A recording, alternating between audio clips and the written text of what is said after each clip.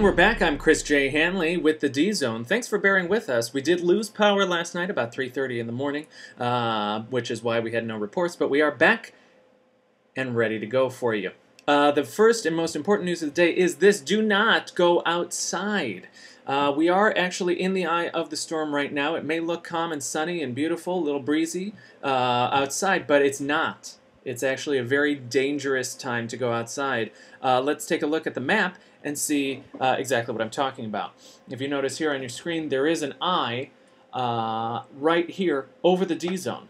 And that eye does look pretty nasty, like it's got some sort of gunk in it or something, some sleepy still left in the eye. So anyway, don't go out there. It is very, very nasty. Once again, we can't stress it enough. Do not go outside.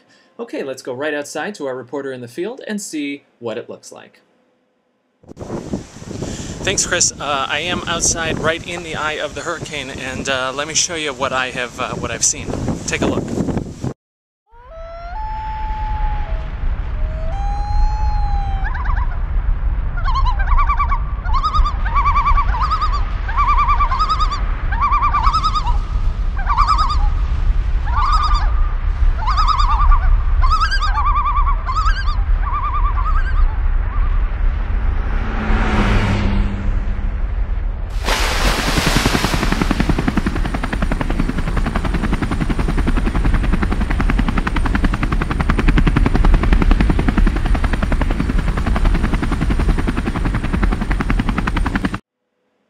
Okay, let's open up that old mailbag.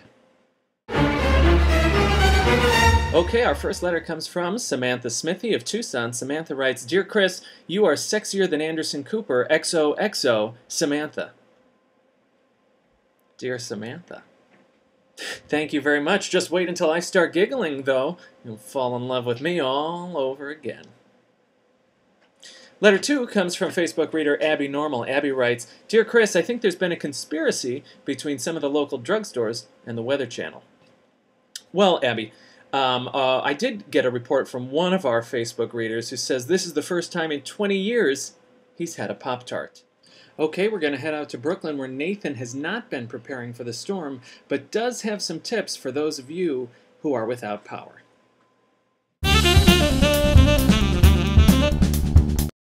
Thanks, Chris. So, like most New Yorkers, I spent most of my Irene preparation time buying things like alcohol instead of stupid things like extra food and water. So, what I wanted to share with you is just a quick and easy, kind of fun way to really prepare yourself just in case the power does go out. So I've taken one of my many extra alcohol bottles. As you can see here, we've got a nice bottle of a Johnny Walker Swing. It's great. Clearly, as you can see, I've finished most of it. So what I'm going to do at this point is I fashioned a wick out of some material, as you can see there. Good shot of the wick there. So I'm going to insert that wick right there into the bottle. And when the power does go out, I'm going to light that wick and hope that the bottle doesn't explode and kill me, but does provide some extra light. And as you can see, I've done the smart thing and set this up in my bathroom just in case that does happen. So I'll be sure and try and check in with you later on, Chris, if the lights do go off, and let you know if it did explode and injure and or kill me. Thanks, Chris.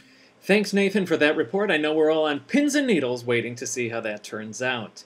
Well, that's it for this edition of the D-Zone. We'll be back later tonight with what will probably be our final report as Irene scurries up the East Coast. Good night. Enjoy your lunch.